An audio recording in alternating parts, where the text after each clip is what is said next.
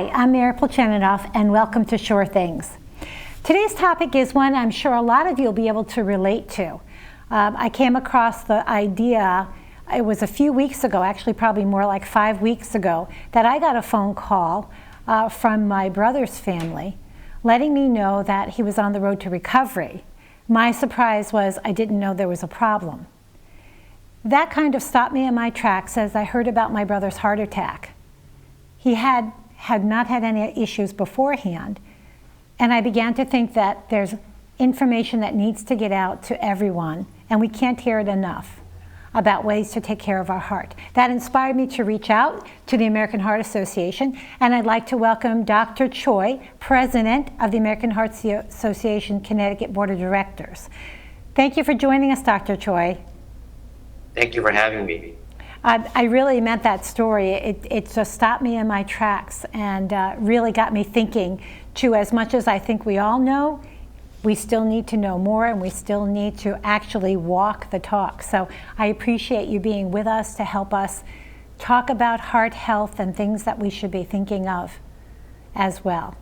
So can you tell us? I'm very happy to be here. Great. And that's a very common reason why people come in to see me in the office, is that somebody that they know, whether it's a family member or a friend or a colleague, have a heart event. And once you reach a certain age, you start to kind of wonder, what about me? What about my heart? Is my heart okay? And what can I do to prevent a future heart attack? So that's a very common reason that patients come to see me in the office for a consultation.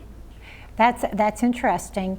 I also have had the experience of, at a regular checkup, having a cardiogram, but it seemed as though I had it once and maybe they wanted a baseline or whatever. But being that that's the case, that people have this thought, I don't mean to just jump right into it, but I'm wondering, is that something that you think will become part of our care, our preventative care, that you go in and actually get this baseline data so you would know ahead of time if there were some things to look out for? That's a great question. And the key is just to have a good primary care doctor, believe it or not necessarily go directly to the cardiologist, but you can always do that as well. But just as I was saying, that I often see patients for what we call just risk stratification, and it doesn't really make sense necessarily to do routine tests just as a baseline, but it is good to get checked out. And then healthcare at its best will be individualized. So based on your age, your cardiac risk factors, how active you are, we can tailor some tests to you that will give us an idea of how your heart is doing. But in general, it's not a one size fits all. So you kind of have to go in and see the doctor. And so something that I encourage all my patients to do, if they don't, is have a good primary care doctor. And yes, I could see that point, because again, it was through my primary care doctor that we even had that discussion and had that cardiogram done, which was good information to have. It's interesting though, as I was talking about with my brother and getting that surprising phone call, he didn't appear to have any risk factors. I wonder if, I did want to talk about COVID a bit later on, but I do wonder if there are still some hidden signs or symptoms or hidden ways in our lifestyle that might be making this impact that we won't be aware of unless we have an event. Yeah, just as you said, unfortunately, a lot of times the first symptom is real and is a heart attack. And, in the 21st century, especially in the United States, we're really good at treating heart attacks and other serious heart conditions. But the best thing is really prevention. And so the best way to prevent it, like I said, is to go to see your primary care doctor. The American Heart Association has a great website if you go to it, and they talk about something called Life's Simple Sevens. And I'm just gonna, pull out my little cheat sheet here to remind me what they are so I don't miss any of them. But they're really simple to do. And by doing these things, you can dramatically reduce your risk of having that first event, which is stop smoking, eat better, get active, lose weight, manage your blood pressure, control your cholesterol, and reduce your blood sugar. That being said, getting back to your very specific question about hidden symptoms, I wouldn't say those symptoms are necessarily hidden, but that they can sometimes be vague. And so the other recommendation I make to all my patients is the importance of exercise. because anything real with the heart, especially when we're talking about a blockage like your family member, you're going to notice those symptoms when you exercise. So a really good sign for you, and we'll talk a little bit more about it later, but there's a lot in the news and in the medical literature that says that certain people, specifically women and diabetics, don't have typical symptoms of a heart attack like chest pressure that you think of, but they can have what we call an anginal equivalent, which means that rather than having chest pressure, you might just be really tired or you might feel nauseous. But whatever symptom it is for you, if there is a heart blockage issue, it's always going to get worse when you exercise and do something physical. It'll get better when you rest. And you'll kind of know that if you push yourself to that level again, you'll get those symptoms again. So I'm not saying that if you have symptoms, you should exercise, but if you're exercising regularly, it's an easy way for you to know if you should worry about it or not. So a very common thing that happens to me in the office is a patient will come in for their routine follow-up and they'll say, you know what, like 3 months ago, I had all the symptoms of a heart attack on a Saturday night, but like a normal person, I ignored it and I didn't do anything about it. And Sunday morning when I woke up, I felt better. So I didn't think, do anything about it. But here I am for my follow-up and they're kind of wondering, was that anything? And what should I do if it happens again? And the general answer is, well, if you're better now, it probably was nothing. But if you're exercising regularly and the next day you go and even just take a 30-minute brisk walk and you feel okay, the likelihood of it being a serious heart issue is incredibly low. We do see every now and again people who have heart attacks at the gym, but again, it's much less likely to be the case. And almost always, there's some kind of warning that usually would be picked up by, again, symptoms that you get with physical activity and go away with rest. It sounds like, too, an important thing you said is knowing your own body, so that if you're doing something as you've done on a regular basis, but you're noticing a different impact, that would be a sign. When you say exercise, that we all should get exercise, I wanted to just clarify that or talk more about that point, because some people think, again, it's hitting the gym and going crazy on the machines or running the marathon. But according to the American Heart Association, is there a guideline or a minimum or some kind of guideline for exercise? Yeah, the current recommendation is 30 minutes, 5 times a week. Mm-hmm. And again, they make it really simple. It doesn't have to be anything specific. It could be even a brisk walk, like I said. So whatever works for you. But 30 minutes to get your heart rate up just a little bit. And you don't have to go crazy. You don't need a personal trainer. Nowadays with COVID, everyone's buying a Peloton. You don't need fancy equipment or gym membership. But whatever works for you. But 30 minutes of moderate level activity 5 times a week is the recommendation. So 150 minutes a week. Yeah, and you mentioned the blood pressure too, and I do think in my family member's case, the blood pressure probably was a sign too, and the exercise, because as a lot of people during COVID, there wasn't a lot going on, and if people were being at rest and staying at rest for so long, it made it, at least in this case, it made an impact. It really, when they started moving around, he really felt it, and he had that episode, he had that event. I did want to talk a bit about the symptoms. You mentioned earlier that the symptoms for women might not present the same way as we typically think of a heart attack. Could you talk more about that? Sure. Like in women, oftentimes it will be more vague, like just nausea, just fatigue, just feeling unwell. And so those are signs. And so if you have those symptoms, the key would be to go see your primary care doc, who, if they think it's appropriate, will send you to a cardiologist. And based on an evaluation, will decide, whether or not you need some kind of stress test, for example, that will help us figure out if your symptoms are related to a heart issue or not. Do you notice, as we talk about this, the symptoms and the benefits of exercise? Do you notice in your work as a cardiologist that when somebody is recovering from a heart attack and then they do take on the 7 steps, they do change their lifestyle, their exercise and their diet, is there a way to actually make a change in any damage or repair any damage that might have been done?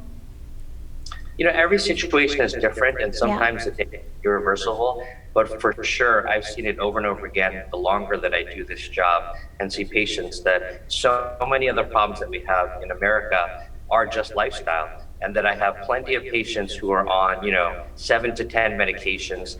To use your example, they had a heart attack and it kind of gives them a wake-up call. and they start to exercise regularly, they start to eat less and make better food choices. And lo and behold, 6 months later, when they're at a regular weight and exercising regularly, they're off all their medications, except maybe the ones that are recommended after a heart attack. And a lot of these other things like knee pain, low back pain, go away when you lose weight. That is such a positive thought. I love that thought. And do you think that differs with age, or do you feel that in your experience has been successful regardless of the age? Yeah, regardless of age. Part of my job is to follow the news with healthcare related stuff, specifically the heart. And I always like it when there's news reports about things that I agree with. And so there was recent evidence showing that even in middle age, starting to exercise has tremendous benefits. So if you were someone who, for whatever reason, didn't really work out or exercise, and you hit that age, 55 or something, where you're starting to think, geez, I'm really in that zone where a heart attack is a real possibility. Even if you're overweight and you haven't exercised at all, by starting to eat better, eat less, and exercise can have tremendous benefits on helping you to live longer, feel better, and prevent a first heart attack. The reverse of that is that what they found is that for those same patients who worked out all their lives, if they suddenly just stop for some reason, that those benefits quickly go away. So the real message is it's never too late, and it's always going to be a benefit. When I first started this job, I used to joke about, we don't know what the fountain of youth is, but the longer I do it, I realize that it's physical activity. It's so interesting you said that about if you stop exercising, then that also makes an impact. I didn't realize that as well. You also mentioned not only eating better or having healthy food habits, but you mentioned eating less. So are you talking about eating less just because to reduce obesity, or is there some other idea about eating less as far as helping the heart? Yeah, we can talk a little bit in more detail if you like, but just recently, the American Heart Association in 2021, almost I could even say hot off the press, came out with new dietary guidelines for reducing, for cardiovascular health. And we can talk more about the details, but basically, I talk to my patients about this every day as well, is that we're fortunate enough that most of the people we know have enough to eat. Unfortunately, in large parts of the world, hunger is a real issue. But for most people that we know, they have enough to eat. And I'll tell my patients this often, which sounds crazy, but I think you'll agree that it's true, is if you want to live longer, eat less. Yeah, and so one of the things that these new guidelines talk about is that it's not a secret what's good and bad for you. Like, they don't need to do a public service announcement saying that, French fries and bacon are bad for you. And so it's making better food choices. And so the biggest battle that we fight, as Americans, is portion size. So whatever you're eating, that's one of the recommendations, the guidelines, is eat less of it. When you talk about those guidelines, do they go by calories? Like you should reduce your calories by this much, or you should just eat less? Yeah, I have a cheat sheet which I can read off. The print is kind of small, but I think it's worth it for your audience to hear it. And again, this is another one of those things that I like it because it really reinforces what I've been doing in my own practice. And as in general, I think most doctors will tell you that we don't get enough training in nutrition as we should. But that you can kind of go crazy if you start reading labels and counting calories.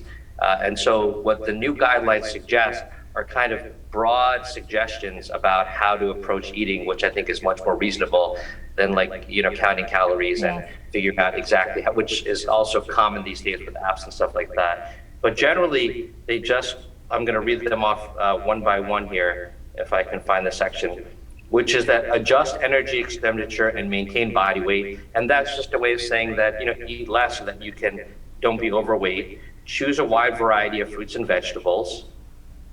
Choose whole grains and products made up mostly of whole grains. Include healthy sources of protein, regular fish, seafood intake, low fat or non-fat dairy, lean cuts of meat if needed, and avoid processed foods. Use liquid plant oils. Choose minimally processed foods. Minimize intake of added sugars. Choose or prepare foods with little or no salt. Avoid preferably alcohol intake. and apply these guidelines irrespective of where food is prepared or consumed. So they kind of acknowledge that a big change in US life is that people eat out a lot more, and that's just the reality for a variety of reasons. So their recommendation is, if you're eating out, just try to make the better food choices. Choose the steamed vegetables over the French fries, for example. Don't get the added bacon on top of whatever you're eating. All right. Good, thank you. Thank you, Dr. Choi. We're going to take a short break, and when we come back, we're going to talk more about healthy lifestyles and some of the impact on COVID as far as our heart goes. Be right back.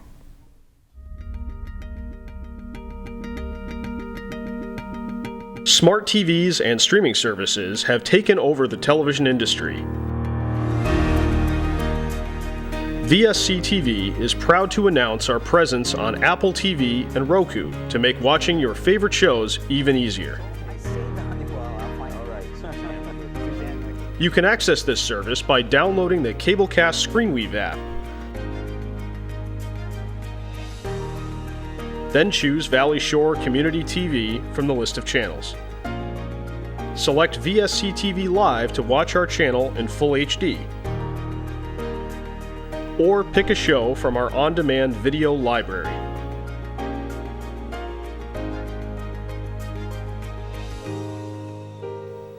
VSC TV is your local Connecticut Midshore Valley digital connection.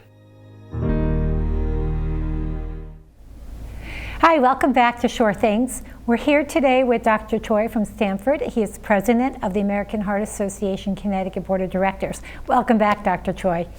Thanks so much. So we were just talking about reducing food intake before the break, and you mentioned those French fries, which unfortunately is my downfall. But it makes a lot of sense, and it does seem to go along with everything we have heard about eating healthy.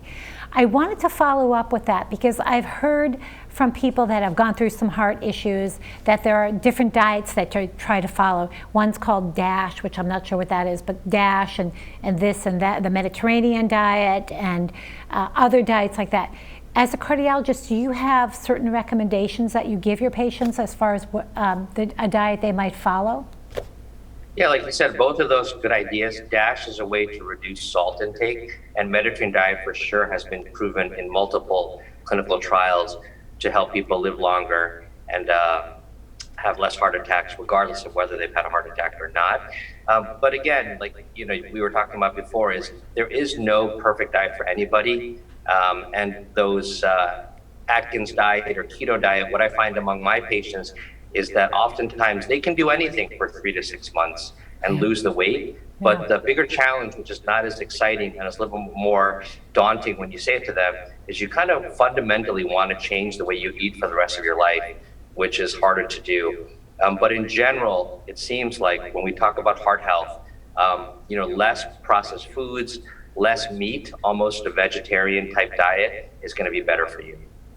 Yeah, that does follow along with what we've said, that what we've heard from the Heart Association too. I wondered, sometimes I get feedback on the number of supplements I take in my household, and I wondered, when you think about heart health, are there supplements that people are taking or that have been proven to help in any way with heart health? That's another great question that I commonly get. Yeah. And that was my old joke, because I used to joke that, if you watch Dr. Oz's show, sometimes he wants you to believe that if you eat this berry from the Amazon jungle, you'll live forever. And so it's not uncommon that a patient will come in and say, I heard about this supplement. And a lot of times, like I said, I don't know about every supplement. So when they present it, I'll always try to do my research. But what I tell my patients is that, which makes sense to them, is that, there is no magic bullet, there's no magic pill, and that if we took all the greatest supplements in the world and looked at the evidence, the likelihood of them helping patients to live longer and feel better is very, very small. But if they were to maintain a healthy weight, do those Life Simple 7s from the American Heart Association, don't smoke and exercise 30 minutes every day, have regular checkups with their primary care doctor and specialists as indicated, that is going to dramatically help them to live longer and feel better. And that makes a lot of sense for them. The other thing about supplements is that it's not as regulated as prescription medications. And so unfortunately, with any industry, when you use the honor system, it doesn't really work out that well. So periodically, someone will go to, whether it's Costco or Walgreens or CVS or GNC, and they will take a whole bunch of supplements and analyze what is in those supplements. And unfortunately, because it's not regulated, too often, not only is there not what is supposed to be in there, but there's also contaminants. So when you buy supplements, you have to be careful about what you're getting. There are some companies that hire an outside third-party vendor to come in and certify that they are up to standards. And so I would look for that label. It's actually called USB. The other thing is that if you are taking prescription medications, I have a program that's online and also on my phone where I can punch in all the prescription medications you're in, and it will tell me if there's any problems. Unfortunately, because supplements aren't regulated, we can't really do that. So you don't know how supplements are going to interact with your prescription medications. So as you get older, unfortunately, you often also end up on many medications. You want to be careful about mixing supplements with prescription drugs. Okay, so that's another fair warning out there for people like me that I do take quite a few supplements. So that's interesting news as well. I did want to talk a bit about COVID and the impact on some heart conditions. I just know this, peripherally from some friends that have gone through the COVID, have had COVID, and then they end up experiencing heart issues. Is that something that's common right now? Yeah, I wouldn't say it's common, but it is. Basically what it is that heart problems complicate all sorts of medical problems. So if you had pneumonia, you're in the hospital. If you had a problem with an infection in your gut, when you have a serious medical problem, it can often be complicated by heart issues. That being said, it does seem like patients with COVID infections do have more problems with their heart, specifically two conditions called myocarditis and pericarditis, which we know historically are related to viral infections. So if it wasn't COVID, millions of people in the US every year get the regular flu, the reason why we get the flu shot. And a very small portion of those patients develop pericarditis, which is an inflammation of the sac around the heart, or myocarditis, which is an inflammation of the heart muscle itself. It is true that in COVID, it seems like that percentage is several-fold higher. So there's no strict data, but it does appear as though that's made an impact on those numbers, it seems. Yes. Yeah, no, I did wonder about that too. In your experience with the American Heart Association, I was wondering, what are your other responsibilities being president of the board of directors for the Connecticut? Well, I think it's just to promote, health, wellness. Mm-hmm. The American Heart Association historically has been incredibly strong in funding research, but there's been a shift lately, which I think is a good shift, towards community wellness. So a big part of what we do is outreach. We try to go into communities and see people where they live and work on prevention. So it's much more exciting and glamorous when you can save someone's life who's having a heart attack. It's much less exciting, but equally as impactful if you can convince someone to follow Life's Simple 7 so they never end up in the emergency room with a heart attack. Mm-hmm. Well, that's good to know too on the prevention part. And I think it helped to talk about not only the food choices, but also the exercise that just with walking can actually help help improve someone's heart function as well, which is wonderful. As people move on too, is there anything else that you think for lifestyle changes that we should be aware of as people get older? I hate to use that word, but as we get older? No, I think the key is to just remain active. Yeah. As you get older, you're not always going to do all the things that you had done before. But like I was saying earlier before, a simple activity like walking is good, stretching, yoga, Tai Chi, these are all things that as people get older, they're not always going to be able to do the physical things they wanted to do before, elliptical, exercise bike. But really, physical activity is so key. And intuitively, as you get older, you might feel like your balance isn't as good, or that you're just not, as good on your feet. Right. But it turns out that that's kind of a recipe for falling down, is that even though you are off balance, you want to do it safely, but you still want to keep exercising, keeping those ligaments and bones and joints strong. Doctor, can I go out on the limb and ask about the association between keeping your social connections and heart health? Yeah, no, that's definitely true. Is that one of the things that we acknowledge now, getting back to your family member who had a heart attack, is that a lot of people get depressed, after a heart attack, and we acknowledge that. And there's a lot of evidence, scientific evidence, that shows that as people get older, they're much more likely to have heart event if they're socially isolated. It was in the news not long ago that people with pets are less likely to have a heart event. And so for sure, social connections are just so important throughout your life for mental well-being, which has an effect on your heart. Great. Thank you. Thank you so much. I did want to get that out there because that's so important. So we want people to maybe take a walk with your neighbor, keep your social connection and your exercise as well. I did want to show a slide. We do have a slide for some of the upcoming happenings for the American Heart Association. So there are some upcoming events as well as the website posted on the bottom there for people to go to, because I encourage if people are interested in getting involved. They have those events there. Dr. Choi, I want to thank you again for joining us. It's been very informative and helpful. I wish you the best on this holiday season. Thank you so much. Please stay in touch with the show. If you're interested in giving any feedback or comments, please email me at surethingct@gmail.com. Until next time, take care of yourself and see you. Bye-bye.